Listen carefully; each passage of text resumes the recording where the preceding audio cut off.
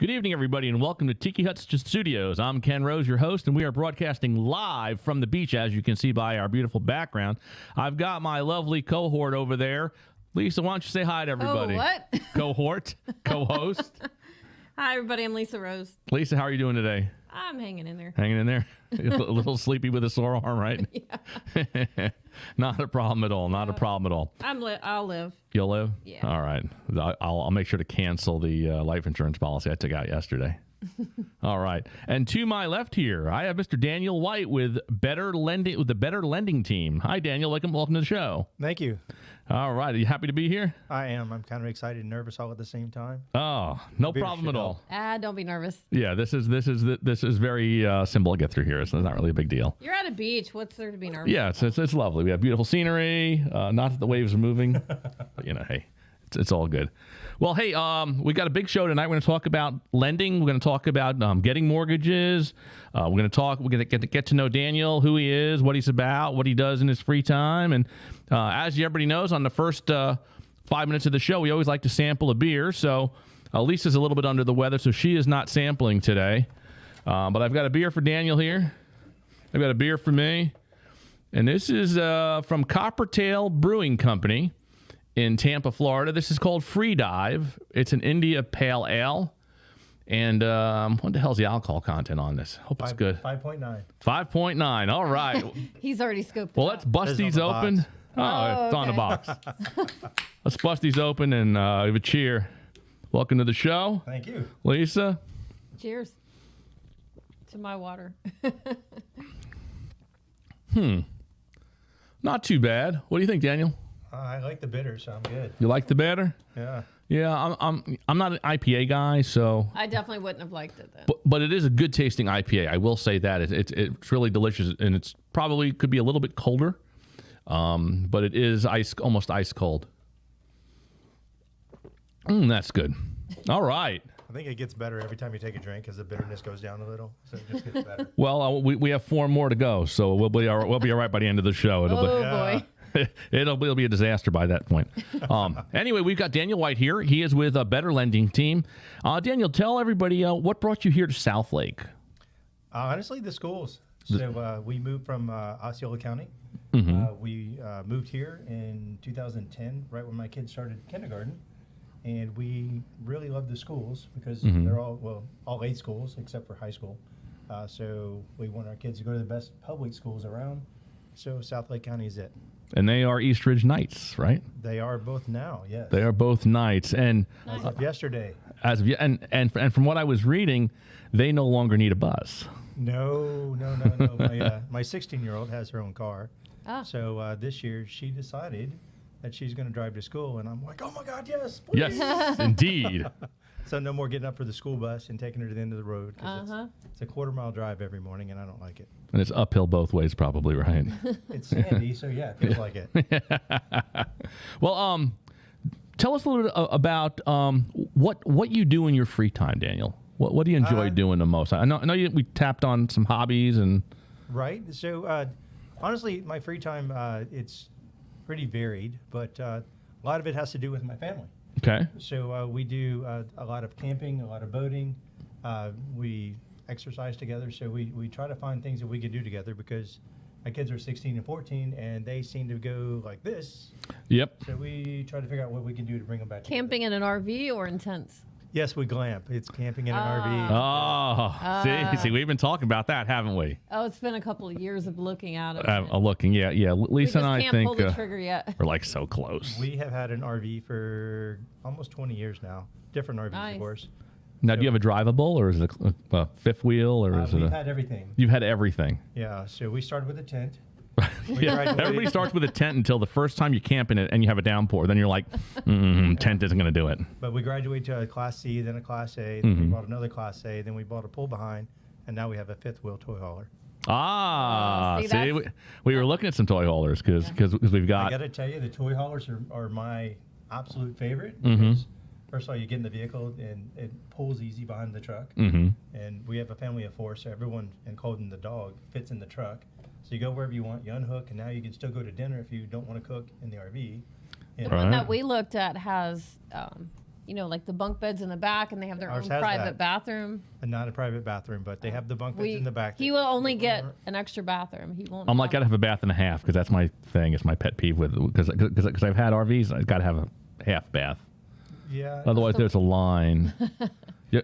So my newest RV, the fifth wheel, I don't really like the bathroom because it's a bathroom shower combo. Oh, okay. All The right. one All I right. had before this, which was also a toilet hauler fifth wheel, had its own bathroom toilet room. And I'm okay with that. Right. It's like, I like the room, not the combo room. We have that in the house where we have a separate facility Business room. for handling business.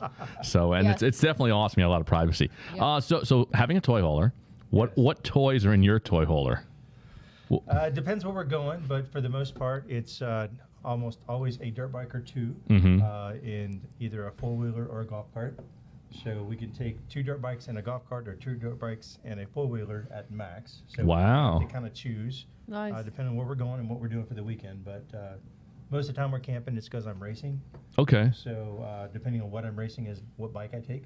So dirt bike racing, motocross. No, not motocross. I'm scared of that. What are you That's racing really then? people. Hare scrambles. So hare scrambles. What is that? So I race hare scrambles or enduros, and they are basically a dirt path through the woods. Okay. So you follow arrows through the trees, and they set up like a 10 or 12 mile lap. So you race for 2 hours, as many laps as you can complete on that, which I can normally You get would love 4. that, wouldn't you? Damn sure. Oh yeah, you can come anytime. Because I would do motocross as a kid, but the enduro is a whole other thing. Enduro is usually one lap that's like 60 miles. Mhm. Hare scramble is the shorter laps. Okay. You know, they're 12, 10 miles. Oh my gosh, you would love that. That'd be a blast, Come in. man. I'm going to have 2 bikes here in a week or 2, so you can come with me. Ooh. He has a Harley. Can't exactly do that. Yeah. It's hard to scramble on a Harley. So I have a Harley, but you? it's got so much dust on it. I'm ashamed of myself, honestly. Mm. because Well, dust it off and come riding with us. I'd actually We're always plan to looking get for it. riding buddies. Well, That's cool. we've been looking at toy holders, and I think we're sold on one. But we decided that, like I mentioned to you earlier, Lisa's daughter Alyssa is still at home with us, and we figured we want to wait until she gets her driver's license next April, so that she can kind of manage on her own if we want to go camping. She doesn't want to camp with us. I have a 14 and 16-year-old daughter. All right. You have a 15-year-old. Like, just come with us. Oh, well, see? Now we have a place to go and people to go with. All right. And he has all the toys. All the way of paddle boards and all that kind of other stuff. Yeah. So, see, and this is why in the show things go off kilter. Right, exactly. Because we get excited, we have stuff in common with everybody. See, and you don't know that. We're like, oh yeah. So, We started with toilets. I mean, come on. right, well, yeah. You can only get better when you're going from the toilet on up. So that's definitely a positive thing. So, camping, I sold you a whitewater rafting. That was on vacation. That was a vacation, Yeah, and you boat. Yeah, we have a boat. We love going to the lakes here, especially in Claremont. Mm-hmm. Kind of lake hopping, Okay. exploring, looking at all the houses. You know, the rich people houses you drive by real slowly. And like, do I see anybody famous? Right. You know, but you never do. So. Well, I mean, you could have a rich person's house if you didn't have a boat and a couple of motorcycles and 2 teenagers and all that, and you'd have a nice big, house on the lake. Get rid of all that other stuff. That's a firm maybe. Yeah, that's a maybe. See, as your kids grow, you start to accumulate other things. What are you doing over there? Text. Checking to see if there's any way I can Oh, I don't know what you're share doing. it to Facebook. It's okay. We're live anyway, so it's always a crapshoot. So, you've got 2 daughters, I they're do. 14, 16, and you mentioned that one of your daughters is in cheerleading. Yes, my youngest. So, and she seems to enjoy it. It's like a job to her, right?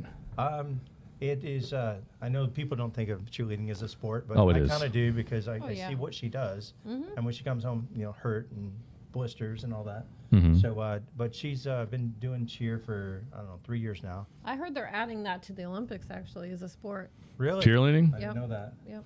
So that'll be another sport that is based on somebody's Opinion. opinion. Yeah, that's the only part See, I don't that like. kills me with sports. Yes, I agree. Right. Yeah. I had this discussion with my 14-year-old, who is the cheerleader, 2 days ago about why do people consider it a sport or not? And I'm like, well, it's because it's subjective. Like, nobody really understands what they're judging on or what the judges are thinking, but they could have had a bad day and just don't like you, so you get a lower score. Or, they expect better for they give you a higher score because so it's too subjective. It's very subjective. It's kind of like how you rate me, you just don't know. We all do. Don't worry about Yeah. Well, and it's funny because you talk about subjective because they were saying in the Olympics, Simone Biles, her scores were, they almost used a different scale Yeah. because she was so much better than the other athletes. And they said, well, she's so much better, so we have to use a different rating system, which kind of sucks. Well, her starting scores were higher just Right. to begin with. So Yeah. just because she walked out, she had a higher score. Like, okay. Yeah, that's a bit much. But cheerleading, I know I took my daughter's cheerleaded. I don't know what They were cheerleaders. they We're were in cheerleaders, and all I knew, I was driving them everywhere all the time. They did the UCF cheer camp, and I kept my wallet open all the time for cheerleading. It's like, oh, here, how much do you need? Yeah. Cheers to you, buddy. I need three outfits for this weekend's event. Like, Dance, really? Dance was the same Dance the thing. same thing. Oh, I think dance is worse. My other daughter was in dance for a little while, and I was so You have glad. to buy each. Yeah, each little recital Each is a new outfit. $400 outfit. Yeah. $400. Like, That's they wear it insane. 10 minutes.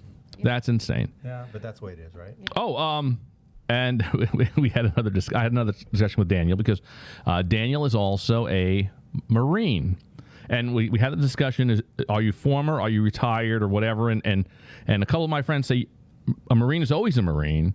But thank you for your service. You said You're welcome. 9 years, right? I did 9 years. Yeah. 9 years in IT and. No, not in the Marine Corps. Oh, you're doing something, right? I did electronics in the Marine Oh, Corps. electronics, so okay. I was the guy who fixed air traffic control facility electronics. Oh, well, nice. hopefully you didn't have a bad day doing that. Lord, People whoop. die. You know, You're people gonna die be if you have a stressed bad out. day. The radar's not working. The planes don't know where they are. They're going to crash. I'm like, fix it. Or somebody hits each other in the sky. There you go. Yeah. Oh, That's wow. kind of an important job. Yeah. So yeah, doing mortgages. I'm like, yeah, nobody's going to die. Yeah. Well, We hope not. as far as we know.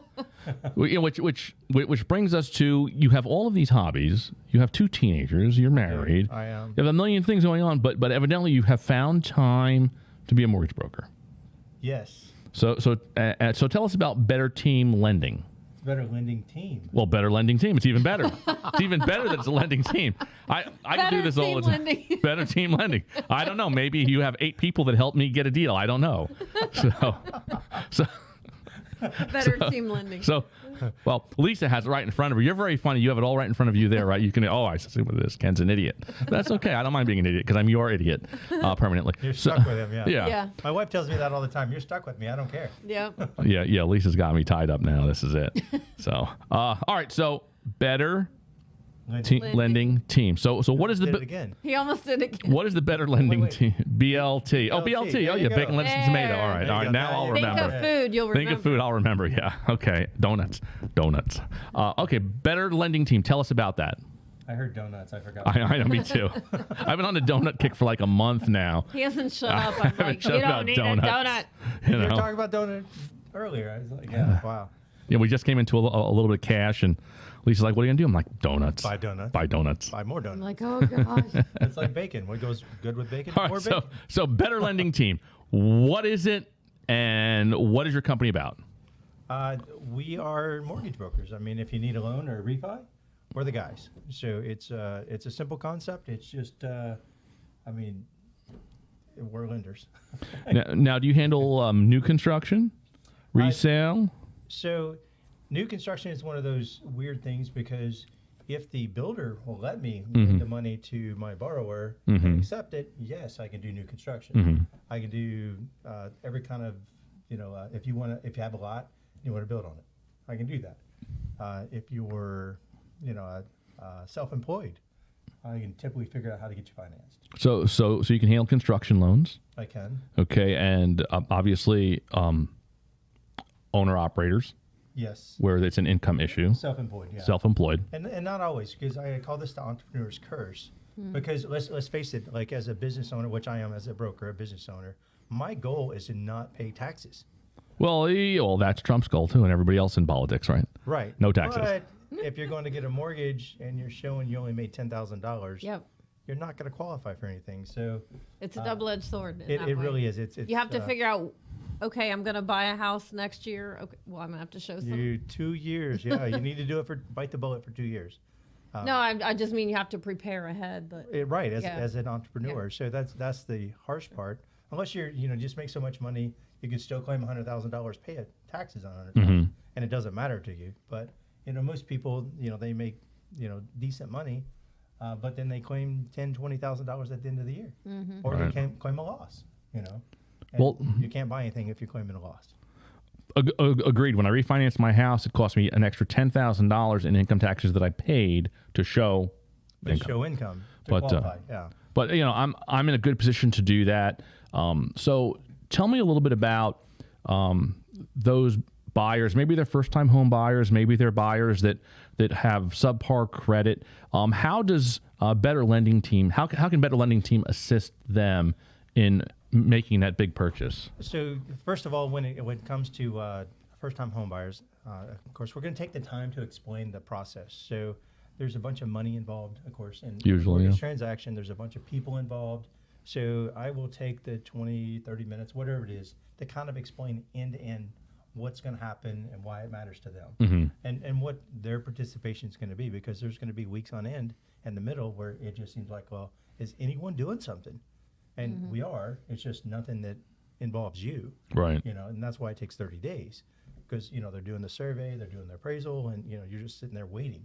And I tell you, my first house, I wanted to pull my hair out because I was nervous the whole time, and I didn't know anything. I didn't. I wasn't a mortgage guy then. I was an IT guy. So, they told me, bring this much money, $10,000 to close, and you can have this house that you just put a contract on. I'm like, okay. So I sat around for a month and I waited, and I brought my $10,000 and they gave me keys. Gave you keys. That was it. Yeah, but nobody ever explained anything to me. So I go a little bit above and beyond. I will explain everything at the get-go, and even during the process, if they're nervous or whatever, I send them it's kind of a gag gift, but at the same time, it's true. I send them a thing of I call them panic pills, and it's a pill bottle with the panic pill label that says take 2 of these and call your loan officer, and it has our phone number on it. So when someone M&M's or Skittles or something like that's that. exactly, There you they're go. either one or the other. So they're but it's it's meant for a purpose, Right. because not only do people actually get nervous, they do panic. So we become counselors at times, like, calm down, we got this, it's going to be good, So we explain the process, and we help them through the process, which a lot of other lending companies, I don't believe they take the time. Well, that's what we talked about earlier. And again, if you're listening live, you can call in and ask Daniel any questions. Lisa, what's our number? 407-443-4015. You can call right into the show live. So, like we discussed earlier, that client that has terrible credit, and they don't even want to go to a lender because they don't even know what to say. But from what you're telling me is you want those people to come talk to you. Oh, absolutely. So here's the thing about bad credit, or even credit scores in general, is most people, when they're looking at their credit score, they're looking at Credit Karma, or they're looking at some app somewhere, or some report they got from, Capital One or whatever. What they don't realize is the score they're looking at may not actually be their mortgage credit score. So explain a little bit of that, because you're an algorithm analytics Okay, so guy. the way I typically explain this is, if you know what median, and middle, average is, Average. right, is they're the exact same numbers, but the result is different because they score them differently. Okay. Right? So exact same thing. So the different scoring models gives you a different result for the exact same history you have in your credit. So as a mortgage score, we use the FICO 2, 4, and 5. Okay. But And I've seen that, different FICO Yeah. numbers. And you've also seen FICO 8. FICO 8 is the most common. So if you want to get a credit card, you want to buy a car, FICO 8. Then there's Credit Advantage. There's all kinds of. But what they don't realize is that when you see your score, it always has to tell you what scoring model they use. Okay. So if you're using anything other than 2, 4, or 5, it's not mine. Okay. So your score could go 100 points up or down. So then somebody that's using Credit Karma, or they're using Experian, or their Capital One, really, if they are thinking of buying a home, they should reach out to somebody like yourself that can pull a legitimate credit report with a legitimate score, because With a there can be mortgage score, yeah. with a mortgage score. Yeah, and that's what you just have to ask for is I want the mortgage score. Okay. And then you'll get a true mortgage score. So that's the good thing. The bad thing is if the person you're talking to doesn't know what you mean. Well, I guys. I think that happens, because It does. it's the biggest purchase of your life, and Lisa and I are on the other side, being realtors, trying to work with people, buyers and things, where we ask, are you pre-qualified? And maybe you can clarify for the audience here. There's pre-approval and pre-qualified, right? Yes. Okay. So what's the difference? Nothing. Nothing. Okay. So Okay, so I heard So- that pre-approval usually, or sometimes will mean that they've already gone to underwriting.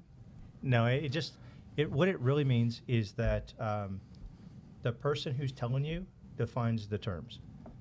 So you need to ask them. So if you want a fully underwritten pre-approval, I can do that. okay. But typically, I give you a pre-approval.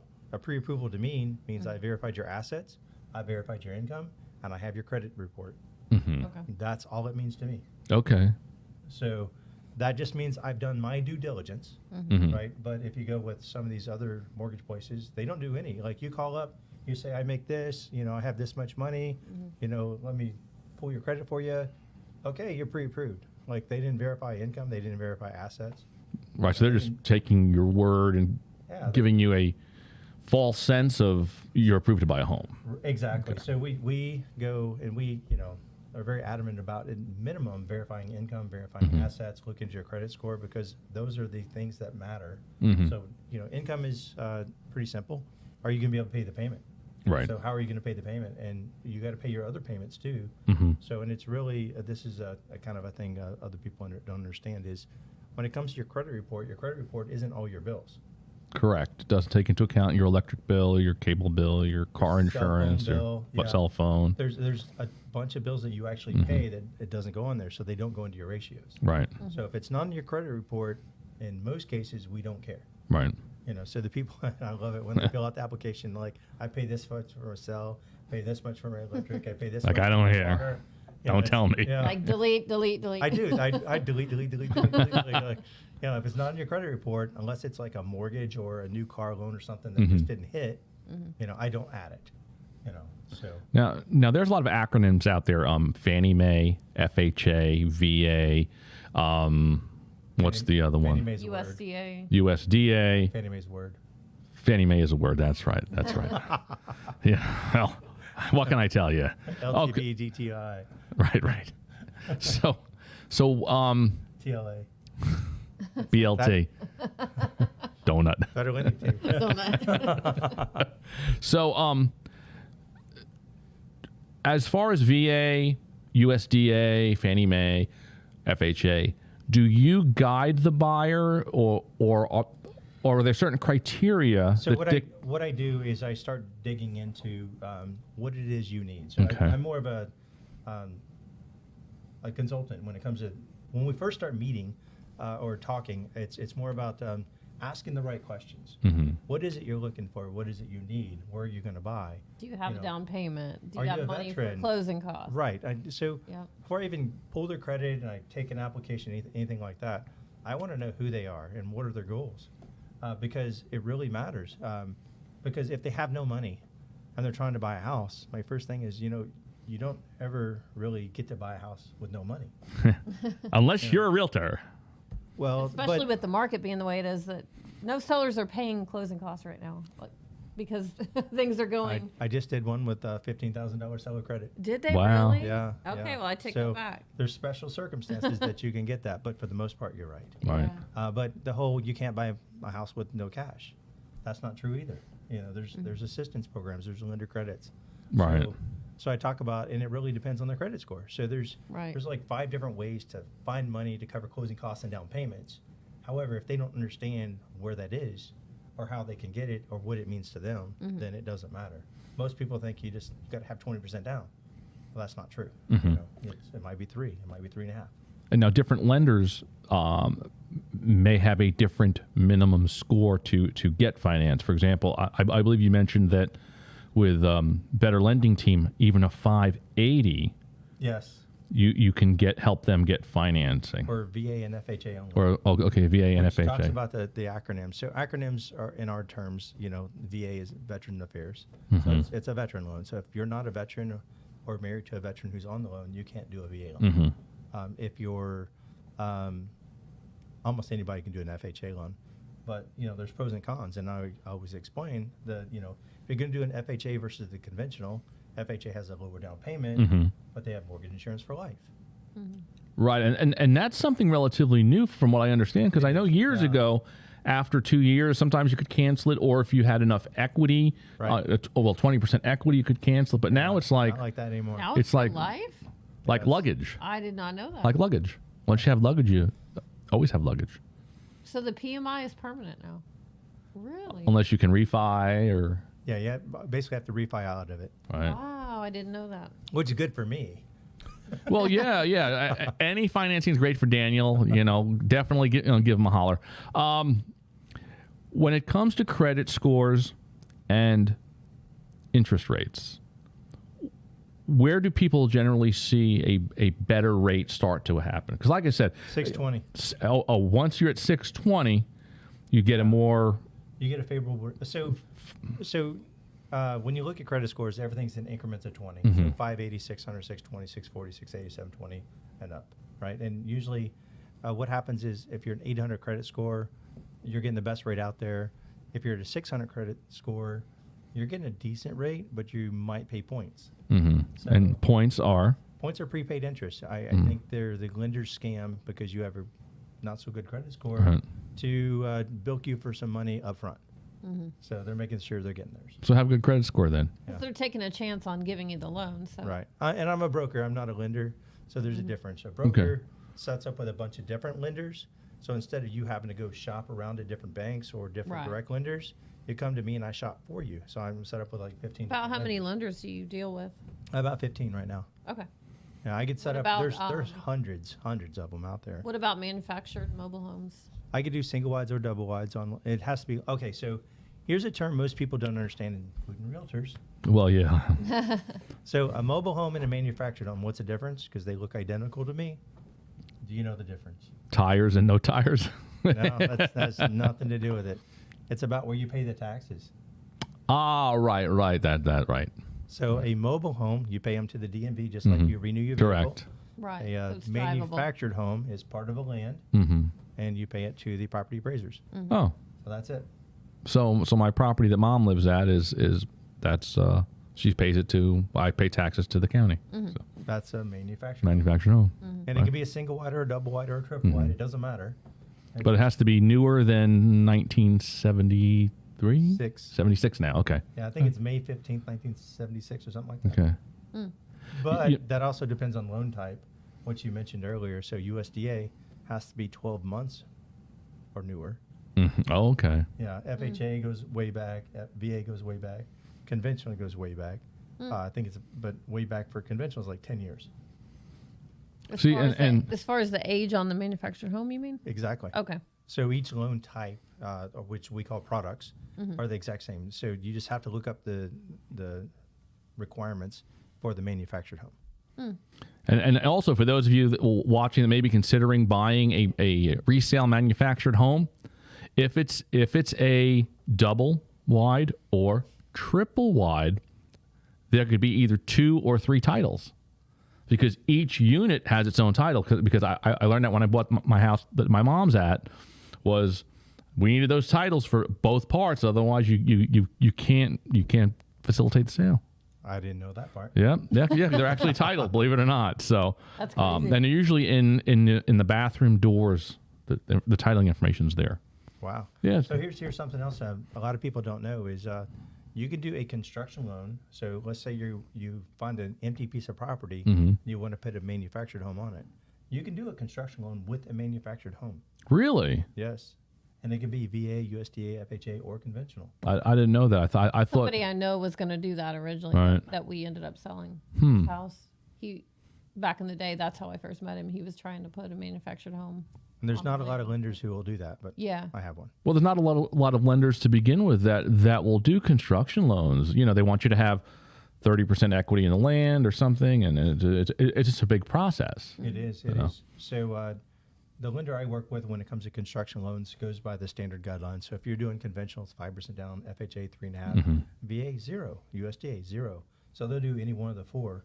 And Sure. You can do a stick-built house. You can do a manufactured home. There's all kinds of houses you can do as a construction. But there's things that are. Here's where it always falls apart. The builder doesn't want to do the paperwork. Yes. I believe that. I believe that. That's what happened with his. That's why it fell apart. Especially now when The they're short builder of would materials. not. Yeah. This was a few years ago. Builder would not get everything put together. Right. I don't know what it was. I've worked with a few of them, and not once have we gotten past the builder. Yeah. Unfortunately, I'm sure there's good builders out there. I just haven't met one yet. It's just one of those things. But again, if you need 3.5% down, I have the best way of getting 3.5% down with no money out of your pocket. Family. Get a real estate license and roll the commission on your purchase into your down payment. Hey, it's true. It works. I Can't even argue with that one. That If they it want to does go work. through all the trouble, our house at the Reserve, bought it in 2011. When all was said and done, it cost me $800 out of pocket to buy the house. Wow. So, but I'm a real estate license like everybody else in town. we were even joking that in order to move to Claremont, you usually have to have a real estate license because everybody has everybody one. has one here. I think there's 20,000 realtors licensed in 34711. Right, and there's only 3 listings, so you can imagine. One of the things that comes up with certain types of businesses, and even my business here, and your business, and it's important. Why should somebody shop local? Because you can go online to Rocket Mortgage and this mortgage and that mortgage, and why should they go local? The simple truth is the money stays in the community. So when you shop local, I make money. When I make money, I go out to eat locally. I don't really travel to Orlando or Windermere or anything. I stay around here. I mean, well, and you can explain all the different programs to them, and and I can meet different them things that- here. Yeah. Yeah. So I can meet them face to face if they want to. Sure. Heck, they can come to my barn if they want. Meet me in my barn. That's where my office is, by the way. So local is great. So it not only keeps the economy moving because the money is circulated internally, Right.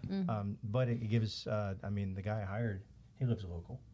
So Sure. I love local. Well, I think a key point to that is if you help Joe Schmo get his mortgage locally, you get to know Joe Schmo and his wife Jill Schmo. I personally get to know almost all of them. You get to know them, and so a lot of times if they're looking to buy again, they'll reach out to you. If they have a friend or a relative that needs a lender, they'll refer usually to you. Yes. And you don't get that online. No. You actually don't even get the same person twice a lot of times. Right. exactly. Yeah. So they don't know you. They don't know your backstory. They don't know your trials and tribulations. I do. One thing I learned too with, I think it was like Quicken Loans, or I can't remember exactly which one it was. A lot of them don't understand our HOAs here.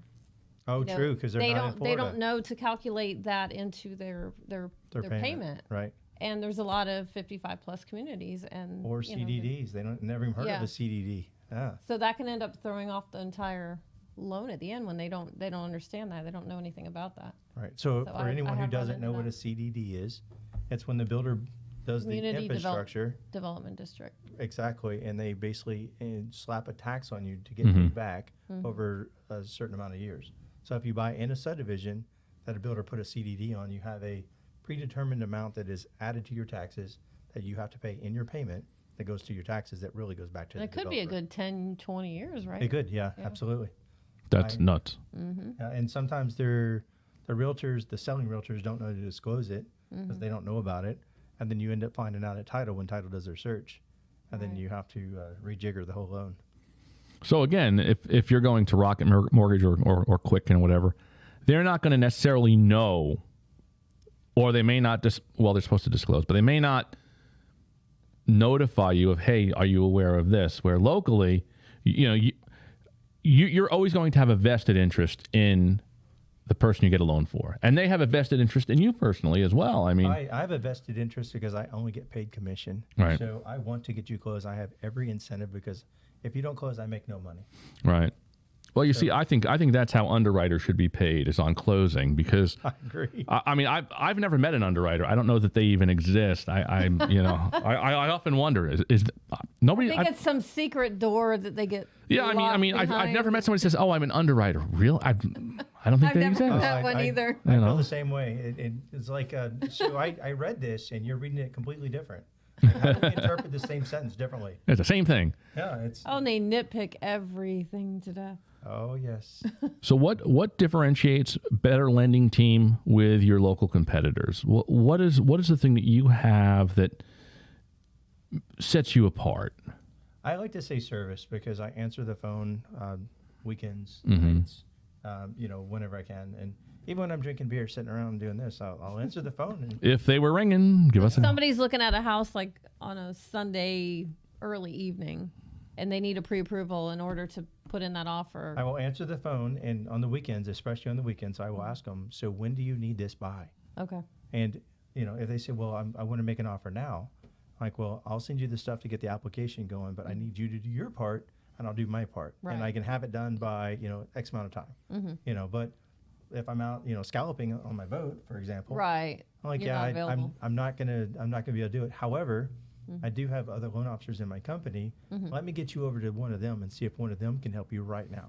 Right. So I will pass it around. I'll call my assistant, Michael, and I'll say, hey, Michael, can you take care of this? So I will try my best to get it done for you, even if I personally can't. right. So I think that's huge. And then the other thing is our rates. Everyone's always worried about rate, even though I personally don't think rates are that big of a deal because, you could have a 1% rate and it might make a $40 difference in your payment. However, because I want to be competitive on rates, I set my broker compensation as low as I can so that I can offer the best rates out the gate. So I don't have to worry about, oh my God, they're a point better than me or half a point or whatever. No, I'm either as low or lower than everyone else. And that's because I did it on purpose. Because I don't want to have the rate, oh my God, I can get you this if you do this. I don't want to do that. Like, here's my rate. This is the best rate I got. I'm giving it to you out of the gate. Well, I think that's big with rate because I was on the internet earlier today or something, and I saw 1.9% for 15 years. I'm like, wow, that seems Yeah. pretty good, but I can do that all day, but what they don't tell you is in the fine print it says you got to pay like 3 points. And and if you don't know what a point cost, a point is 1% of your loan. So if you're doing a $300,000 loan, 1 point is $3,000. So if you're paying 2.5%, you're paying what is that, $7,500 in addition to your closing cost. your Wow. final payment and your prepaids. So that just increased your closing cost by $7,500. so always look at that small print then when the rate's 1.9 or 2 point whatever it is. Or don't call the misleading guys. Call us. Right. Well, yeah. Obviously, shop locally. Where do you see the lending industry going? Because obviously, with real estate, we see people. It's already online, but I think that the tables are still leaning towards personal service and. I think lending and realty are almost hand in hand because if you're shopping for a house, you really want a realtor because the realtor is local. They know the area. They can't actually come out and say, hey, don't buy over there. That's Right. not a Yeah. good area. But they can say, yeah, you might want to consider here instead. So you can pick up on the nonverbal cues. The same thing with lending is, if you're working with a lender who's honest, they're going to tell you the truth. And if you don't have a good credit score, they're not going to just say, oh, you're not qualified. I get these all the time, by the way, where another lender had this today. Guy wanted to refi, cash out refi. He said, oh, they said I can't do it. My first question is why? He's like, they didn't tell me. Like, seriously, Wow. they didn't even tell you why? I'm like, here, this is what you need to ask them for. He did it and he sent it to me. So I just pulled up Excel and I manually did everything. I said, you know what? They don't know what they're doing because they did not calculate what your goals are. His goals are to do a cash out refi and pay off some bills. Well, if you do a cash out refi, even though he's increasing his mortgage, he's also paying off debt. Yeah, so his debt to income started at 80%. But by the time I was like, okay, we can get it to 30% if we pay off all your bills and you have enough equity, or we can just get it down to you qualify. So what do you really want to pay off? He's like, oh, I got, $7 or $8, $3,000 bills. Wow. Okay, so that's about $25,000. So if we just take $25,000 out and we pay off everyone, it's about $3,000. Your debt to income is 50. You're fine. I don't know why they can't do it. Well, Wow. and the other thing is that people have to understand when you refi, there is a different rate if you do a straight refi or if you refi with cash out, right? Absolutely. Because the rate does change because you're pulling cash, Unless you're a veteran. unless you're a veteran. Yeah, veterans are still, 2.25 either way. Okay. At least that's what I'm getting constantly. Now, to me, the most dangerous issue with refi that I see out there is when people are refinancing, pulling cash out, and paying off credit card debt, because those same people will wind up incurring more credit card debt. True. I think if you're pulling cash to do a home improvement, or if you're pulling cash to buy another property, or invest it in some capacity, I'm always leery when somebody wants to pull cash out to pay off credit card debt. I think that it's it's slippery. Even taking cash out to pay a car off, because you'll go a year with no car payment. And you say, well, yeah, I want to go buy another car, and now you've got More debt. more debt again. Right. So And I do sort of talk to them about that kind of stuff, but for the most part, I don't want to be the financial advisor because Right. I'm not a financial Sure. advisor. But I do mention that, you are paying, when you're paying off a credit card, you are saving-ish, maybe.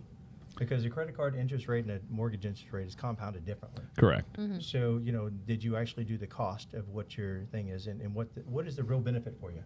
Well, I think if you've grown up, for example, most people that incur credit card debt on disposable things that they don't necessarily need. Right. Just because I have the credit, I'm going to buy it. Instead of using credit because you need to use it. I think that's the mistake that people make with credit anyway, is just because I can doesn't mean I should. And Lisa and I talk about that a lot because we're in a situation, being married and income wise and credit scores wise, and we could really do whatever we want to do, but we're like, we need to think about the impact long term of making those decisions.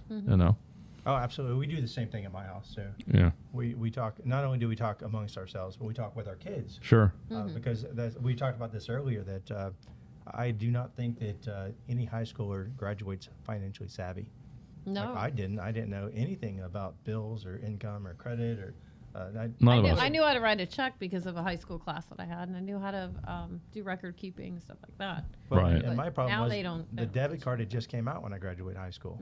So I was one of the first people to get a debit card, and I thought that Right. meant free money. No, it means you got money or you don't. I remember I had an ATM debit card to my savings account through SunTrust, and I was like using it to pull money out here and there, and then I would look at the statement, and they were charging me a fee every time I pulled money out. Sure. I was like, 'cause I didn't know. Right. Unless Like, you use, why are they yeah. charging me to take my own money out? Right. Exactly. Well, and to piggyback onto that, a lot of people don't know that if you get your child a debit card, you can tell the bank that when that balance hits zero, do not allow authorization to go through. Oh, I didn't know that. Yes, yes, Yeah. yes. I'll do that now. Because otherwise, they go to Starbucks with $6 coffee, and that coffee is $29 plus $6. And so you just tell the bank that I want the card set up so that at zero, it doesn't work. So it doesn't overdraft it. Right. Yeah. So actually, we did this probably for the last 2 years. So we only opened a bank account for my kids when my daughter turned 16. Right. So before that, we made them use the Notepad app on their phones. Mm-hmm. And we made them add and debit every time they did a transaction. So we gave them $100 each, and they put it in there. And then we taught them how to add a line and subtract a line, and we made them do it all manually Wow. Okay. for probably 2 years. That's good. Both girls. And so now they know how to balance a checkbook. They do, Right. absolutely. So, and we got them a bank account with our bank, so Mm-hmm. we can see their balances and they can see their balances, but they can't see ours. Right. So, Funny enough, it works. Otherwise, they'd ask you for shit. It works sometimes. I'm sitting there with my little checkbook, and I, take my phone and have the app, and I'll deduct all my debits and whatnot. And this guy will walk by, and he's like, "Wow, you're old school. You still balance a checkbook?" I'm like, "I do." Well, I mean, you I really like have knowing the exact amount that's in there, because if you look at your app, not everything is cleared. Some things are pending or whatnot. Or if you wrote out a check, which I only write a couple checks here and there now, but I like knowing the exact amount that I have in there. But that's the bookkeeper in you. Yeah. You know, I'm not a bookkeeper. I'm a mortgage guy. I'm just a spending guy. So, well, I mean, I'm a giving guy. I give people money. well, yeah, I mean, see, this has become a whole financial show on managing your money, Right. how to get a mortgage, and so on. How has the past year with COVID affected your business, or has it affected it at all, or your way of doing business? So for me personally, it's affected my business because I'm the guy who did everything in person. So I would go meet the realtors, meet the clients, whatever. I'd attend closings. And with COVID, they're like, yeah, you're the lender. You can't come to closing. I'm like, what? Why not? You know, so, and then people was like, well, I don't want to meet in person anymore. So I had to learn new skills as far as how to market my business online, how to talk to people on the phone more instead of in person. So it's, I transitioned quickly. I don't think everyone did, but it really did change the way you interact with people more than, you know, what you're doing. So I'm still doing the same things, having the same discussions, just Right. not doing them in person as much anymore. And now I found I'm just started working with a marketing company about, you know, how do I create videos, kind of like we're doing now. Right. You know, how do you create videos with content that's relevant to them? How do you make yourself more of a person in front of people? So I am learning how to market in a different way. Well, so it's a good way to do it, and you can feel free to share this. Well, and to give a shout out, Daniel's using Jackie and Tom at Splash Social Absolutely. Marketing. I was so, wondering. Yeah. So again, staying local. well, Lisa and I are starting something new that we haven't put out there yet, but we've already reached out to Tom and Jackie to build a website, and we want them to manage generating the business, you know, in that capacity. So, because Lisa and I both social media savvy, and we can do all those things like I do with our show and put it out there. We don't know all those little Google Analytics things, and Yeah. Well, honestly, they know all that stuff. I don't want to know that stuff. No, Yeah. let somebody else do I it. Yeah. want someone to help me with that, you know, and I have tons of ideas, so that's not a problem. I can come up with tons of content. Sure. Just making it relevant, making it actionable, making the call to action or whatever it may be. I can, when I get someone on the phone, 9 out of 10 times I hit it off with people. I can find common ground. I can, you know, I have a lot of different interests. You know, I mean, Yeah, you're all over the place. I mean, as long as it's outside. I mean, or inside. I mean, I have a degree in IT and electronics. right. So, But in Florida, you won't be outside, I think. I do. I spend a lot of time outside. So I love the outside. So I can typically find some common ground. And Once Right. you have a common ground, and then you talk about their goals and how you could help them with their goals. Mm-hmm. And we talked about the low credit scores. Sure. Like even if I can't help someone, I always help them. And what I mean by that is I can't help them with a mortgage right now, but I can definitely almost always help them with a plan on maybe it's 3 months, 6 months, a year and a half. It doesn't matter to me. I didn't get into this just to do the one-hit wonders. I got in this to help people. Right. So if I'm helping you by giving you a plan, I've done what I set out to do. I am helping you. It's the same thing with real estate. I've had people that are, you know, that I was in contact with them for probably 2 years or 3 years before they were ready to actually buy. They were out of state, Or sell. and they could only get down here, you know, so often to look around. And it took time, but eventually they ended up buying. I've never had one that long out, but I think a year and a half is my record. Yeah, I had a couple years, 2, 3, 4 years. It's all cultivating. It's cultivating. I mean, it's just Just like keeping those relationships, establishing and keeping them. Right, and just as important as doing that is actually knowing when you should be touching them or you know, reaching out or just, you know, not touchy feeling. That's kind of weird. well, but you know, to again, I don't know. Well, you can touchy feel too, just to make sure that you're not Cuomo. Do. You need that. But to You have to know when to do that. I know, what can I You tell need you? to give me that. Talking. He's thinking donuts. No, again. no, donuts. BLT. Talking about reaching out, I've had this business for 15 years, and I've been in the industry for over 40. And oh yeah, sure, yeah. I lost my train of thought again. No, when you talk about reaching out, so what I decided to do starting last month, was I'm going to go back to basics in my business. And what I mean by basics is if a new customer brings me business, it's a first-time customer, as soon as their order is completed, I'm putting a thank you card in the mail with 2 business cards. And part of what I say is there are so many businesses that you could have gone to get this done. I want to thank you for choosing us. Here's 2 cards. If you know of somebody else that could use our services, please hand these out.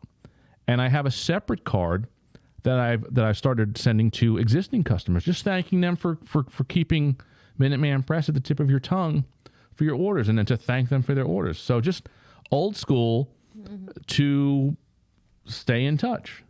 As simple as that, So one of the cards that I sent out with my business cards, I had a client call me.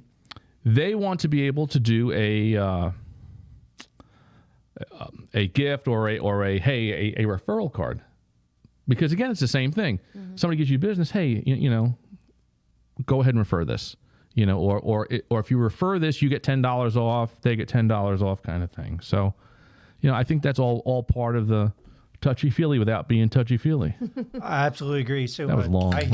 It was, but I followed. I lost track, and I was the one talking. So about 2 weeks ago, being a techie propeller head guy in the back end, I always think, how can I make my systems better, my processes better? And I don't know, 6 months or a year ago, I read this book called Raving Fans. And it's how do you take what's typically a transaction and make the person in the transaction your raving fan. Right. And gift, not gift cards, but thank you cards, just stuff to kind of delight and surprise them, like the panic pills. Can you throw that to me? What's that? That cup? I'll do my best. Uh-oh. Ready? Yep. Success. So here's an example that we're giving out at the shop. It's a thermal coffee. It's got our information on it. And what I'm going to do with these is everybody has a Keurig. So I'm going to put a Keurig cup in here. I don't. You don't? Okay, well, the hell with you then. But a Keurig cup and a thank you, and have a cup of coffee on us. Oh, nice. So it's residual advertising. Right. It keeps my name out there, and they got something for free. Just by. And it's a really nice cup. Yeah, it's really nice. So I did a variation of what you're saying, but I went down to the Outpouring, which is another local shop. Yep. I bought $50 as a gift card. Mm-hmm. I handed it to the owner and said, if anyone comes in here wanting a cup of coffee, if they use Better Lending Team, buy it for me.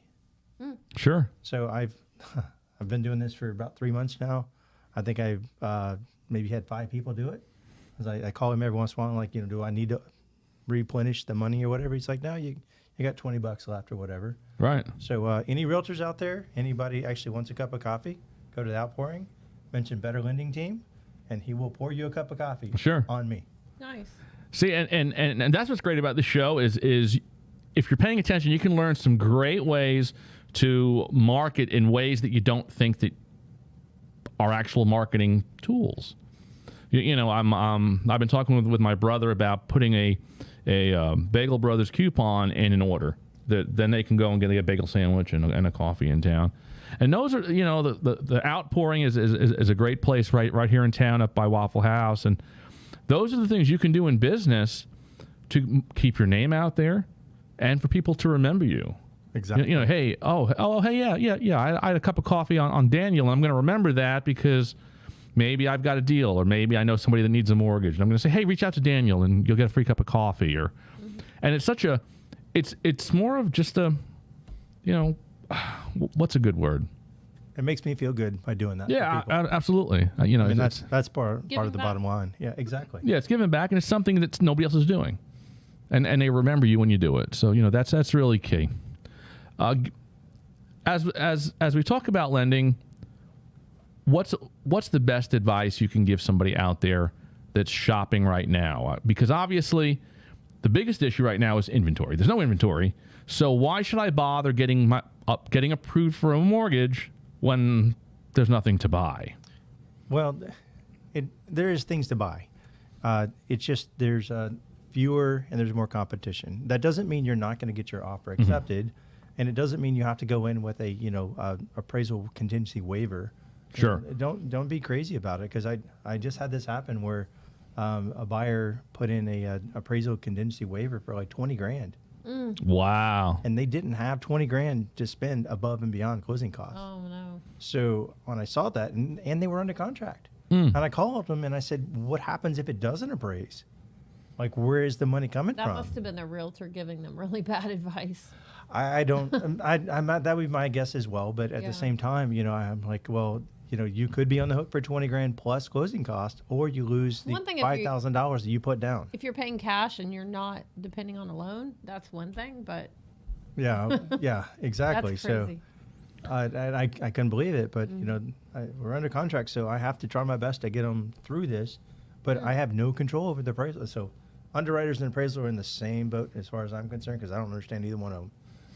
They just tell me what to do. But what you're saying, most importantly, is that if you're a buyer and you're working with a realtor and you get a contract, why not work with a local lender? Because this way the lender or the mortgage broker is working with the realtor as well. They have a copy of the contract. They can also put a pair of eyes on it, not that they're... I'll even go one step further on not only just working with a local lender and realtor, but working with a lender who has a local processor. So my processor is right here in Claremont. Oh, So- okay. And he is completely vested in getting you closed. Actually, I have two of them, and both of them are the exact same. I mean, they were arguing with the underwriters. There's things behind the scenes you never even hear about. It's like us, punch the underwriters, reach to them and just choke them. And they're like, "What are you thinking? This person is not a business owner, and you're asking for tax returns of a business he doesn't own. You can't do it." Right. Weird stuff like that happens all the time behind the scenes.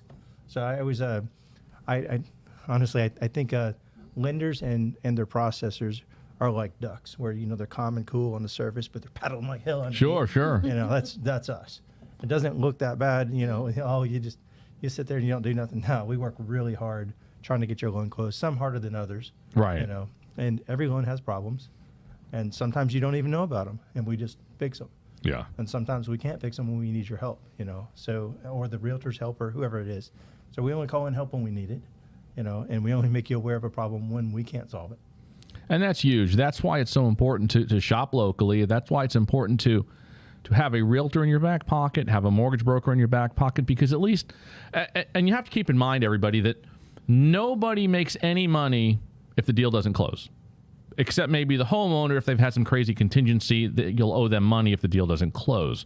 But everybody else has a vested interest in you being in your new house. So Absolutely. that's the only goal. Unless they're, one of those 1-800 numbers. Correct. They don't care. Right. They got, if you don't close, well, they got 40 other leads to work right behind you. Right. So shop locally, do business locally, reach out to Daniel at Better Lending Team, BLT, Better Lending Team. And like he said, he answers the phone whenever he can. We do the same thing here. I mean, we're open from 8 to 4:30 or 8:30 to 4:30.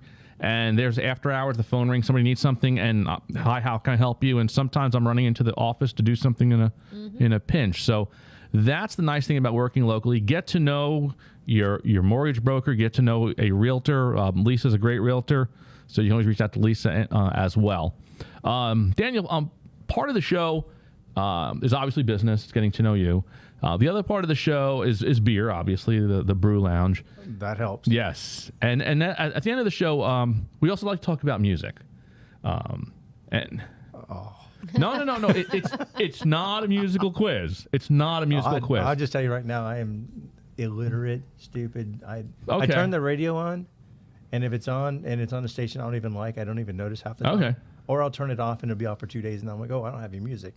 And my daughters get in the car and they're like, your radio's not even on. All right. So, Oh, We'll see if he can answer these. so maybe you'll be the first guest that can answer both of these questions. all right. First question. Chartreuse. Yeah. What was the first concert you went to? Have you been to a concert? So, It's not a trick question. no. I was trying to think. So when I was a senior in high school, or junior in high school, we moved to Daytona from Kentucky. And I skipped school all the time because my school in Kentucky was so far ahead of the school down here. And we lived right on the beach next to the band shell. Well, when they had spring break, I skipped school every day and I went to the band shell. Ah. So I saw 2 weeks worth of bands the only concerts I've ever been to, and I don't know. Actually, Huey Lewis and the News was there. Oh, you were listening to this? There you go. Oh, Yeah, okay. that's the only one I actually remember. But See, that's there pretty was- good then. See? there was bands all day long, every day, Right. and that's the But only you- one I actually remember. So- Okay. Well, that's good then. See, so you got the first answer. And I hate concerts, by the way. Okay. Well, we. Not my thing. Oh my gosh. Okay. How about what's the first record you ever bought? Or the first record, if you haven't bought one, that you've ever listened to? Okay, so I've never bought a record or a CD or a tape or any kind of Cassette, reel to reel. What is wrong with you? I don't He's care not a about music guy. music. Yeah, I'm not a Oh music my guy. gosh. However, I can tell you that the when I was a kid, we used to listen to 45s that my mom Right. bought, and I can remember the stupid songs like "Itsy Bitsy Teeny Weeny Polka Dot," Okay. All right. Oh, all right. Yeah. yeah. Okay. Yeah. Yep. Got Yeah. that. and Chantilly Lace and a few of those. Chantilly and a pretty face. Yeah, I sing that to my kids all the time because that's And they're like, "What the hell's that, Dad?" right. I think it's funny, So, so that's the only one. I know my mom had one of those 8 tracks. Okay. She bought it when it was brand new. And A track had an sucked, 8-track. man. I don't know. They were A-track massive. sucked. They were, Yeah. 8-track tapes actually had 4 switching tracks. And with 8-track tapes, each track was the same length. So if you were listening to it and the song ran out of tape, you'd hear and it switched to the next track to finish the middle of the song. song. Yeah. So that was 8-track tapes. They really sucked ass. And they were gigantic. So Yeah. so you would have literally my first car was a 72 T-Bird. And my trunk was full of 8-track tapes. It was like, and I mean, full of 8-track tapes. And you could put bodies back there, and you only held like 30 8-track tapes because they were so big. But that was 8-track tapes. So, you couldn't do that in Florida. They would have melted in the oh back. yeah, but yeah, 8-tracks and then cassettes and all of that stuff, CDs, and now you just go online and you just pick your song. So I have actually been to probably 2 or 3 concerts in my entire life. Oh, okay. See. And so I was working in IT and I got sent up to Chrysler in Detroit, and the people that were up there, they bought tickets to a concert, and I was kind of forced to go as part of the group. Mm-hmm. So I ended up being the guy that stood there and held all the girls' purses while they danced. Because I'm like, who's that guy? So I'm not much of a dancer either. I'm like white guy dancing. I just don't even care about the music. But we're at this concert of this, and it's a guy that I recognize his name. From the Boss or something like that. Bruce Springsteen, That the might have boss. been- That'd that be might have Bruce. been him. I don't know. He's the boss. He's the boss. That's probably him. I don't even. That's Okay. how much I cared to be there. Right. So we're there for like 2 hours, So and I'm holding freaking purses the entire time. well, that's And all I was right. like, oh This my way, all the God, ladies are coming back to you. They were, but at the same time, I just I'm want to leave. amazed how you don't like So me so either. what so in high school then what did you do in high school? Were you more athlete, sport, kind of, or what was your thing in high school? I was an athlete. Okay, That's the jock itch. the jock itch. Okay, which explains why your barn has multiple. Evidently his barn is like CF Fitness. It's got everything in there, and you and your wife have. You said you have a contest. See who can elliptical faster. So Right. We have a whole workout facility. Right. but We also have a pool table. We have an air hockey table, a foosball table in the barn. right. You got everything though. You We got have the. an RV, the boat, He's the got all the motorcycles. toys. You should really just rent out a room in your house for like people that want to get away for the weekend. I want to do a business after hours there. Yeah, right? Yes. It's such a. I did my Christmas party last year there, Uh-huh. and we had like 40 people there. It was so much fun. That'd be fun. Sure. Oh, Kids, and I have a pool and a little outdoor room, so it's a. that's it's- crazy. It's, our entire goal. We bought the house and it was a foreclosure, and we've just kept building until we had what we wanted. But our goal was to make a destination for my teenage girls, right. so that when they became teenagers and people started going to people's houses, ours would be the destination house. Right. That's the goal. Right. Sure. So that's why we have all that, is because I want my kids to be safe, but I also want to know their friends, Yep. because there's certain kids you just don't like. You don't We, want them. we've had that discussion. Yeah. So, so if they're coming to my house, I'm gonna be able to see them more often, and who they're around. So we did it on purpose, Right. and we finished it before they graduate high school. So it's all there now, Yeah. and they actually use it. So That's they awesome. have sleepovers all the time. They have 5, 6, 7, 8 girls, whatever there, and they'll spend. Actually, we'll even pull out the RV, Right. We'll let them sleep in the RV. Oh, cool. Oh yeah. So Yeah. hook it up and Nice. So they're camping yet not camping. right in the yard. But they have their own place. They got a refrigerator in there. Right. They got the Yeah. TVs. They got They can stay up and giggle all Right. night. and it won't keep me up. And you know they're safe. Yeah. You know they're safe. Exactly. Unless they hook it up to your truck and head out while in the middle of the night. Well, my girls have been driving since they were 12, so Oh, okay. they know where the keys are. They can do whatever they need to. So, The next part of the show that we like to do with everybody is what we call this or that. oh, So I'm going to give you a this or that, and you're simply going to give me a this or that. It's very simple. Very simple. okay. Outback or Texas Roadhouse? Texas Roadhouse. Texas Roadhouse. Beer or wine? Obviously beer. Coffee or tea? Coffee. Soft tacos or crunchy tacos? Soft. Soft. Me too. I love salt. Yeah. I love soft tacos. Sweet or salty? Sweet. Both. Both. I like the combination. Brownies or cookies? Or donuts? Oh, damn. Brownies. Corn chips or potato chips? Corn chips. Stuffed mushrooms or, well, stuffed jalapenos you're allergic to, so it would have to be stuffed mushrooms. Yeah. No, I don't like either one. And if your wife's listening to the show. By the way, I oh, love stuffed jalapenos. you just can't. I'm just deal with allergic to them. them. Okay. Oh. And I didn't become allergic until I was about 44. Well, It's okay. a weird thing. It's That's like, a strange thing. I know. I used to eat them like they're going out of style, and then all of a sudden I started getting really, really, really sick. Jeez. Maybe it's something with the age because now I'm like my stomach can't handle. You a just lot have of things, problems. and You I'm just have lots of 44. you have lots of problems. That's when I started wearing glasses. Me too. That was 50. 50. Me too. Good for you, buddy. Yeah, you know it. Now this one is for your wife, so hopefully she's listening. Foot massage or back massage? Back. Back. Okay. All right. Last two questions. If you could turn back time and talk to your 18-year-old self, what would you tell yourself? Make the same choices. So every choice that you've made your entire life's been you would do the same thing again. Yeah, some of them suck, but at the same time, I'm where I'm at. And I Okay. love where I'm at. So yeah, make the same choices. Okay, make the same choices. Cool. Good. And finally, if you could have a billboard with anything on it, what would it say? I have one.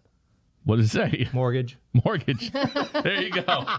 There you go, everybody. Oh, you got to ask him the one question about the. I can't because he's not a music guy. Yeah, but he can still answer that. No, because he wouldn't know. I probably. All right. We'll try. We'll see. So, you get this phone call from a band's manager, and they want you to join the band. But the issue is that you have to have a stage name like the rest of the band. And the band that they'd like you to join is called the Spice Girls. Do you know who the Spice Girls are? I've heard the name. Okay, so if you had to have a Spice name, what would it be? Like there's Scary Spice, there's Sporty Spice, there's Dare. Dare Spice. There you go. There you go, everybody. Or daring spice or. Well, before we check out, How about Smelly? Smelly Spice. No, I don't know about that. You will not get many dates, and people will probably only do business with you over the phone. How about Fishy? Fishy Spice. Oh, we're getting worse. All right. So on that note, where can everybody find you? Just call my cell phone, 407-480-1059. Website? BetterLendingTeam.com. And are you on social media? Sometimes. Well, your company's on social media. Facebook? Yes. You're on Facebook? So Jackie made me make all these accounts. So Okay. I have Facebook, Twitter, Instagram. I have LinkedIn. I don't even know my login. But they can pretty much just say Better Lending Team and find you on any of those BetterLendingTeam.com. platforms. Well, Facebook, yes. Other than that, I don't really know. All right, so so you can go to Facebook, Better Lending Team, and you'll find his website, contact information. I hope so. Hopefully, if not, If not, call him at the number if not, down call below. him at the number. What's that number, Lisa? 407-480-1059. There you go. Well, Daniel, thanks for coming on the show tonight. It was a great show. Had a good time. Hopefully, our audience listened and learned about the lending business. And congratulations on all the toys. And your kids are driving now. And thanks for coming on the show. Thank you for having me. I appreciate Absolutely. it. It was a lot of fun. Lisa, why don't you check us on out? All righty. Thanks for joining us.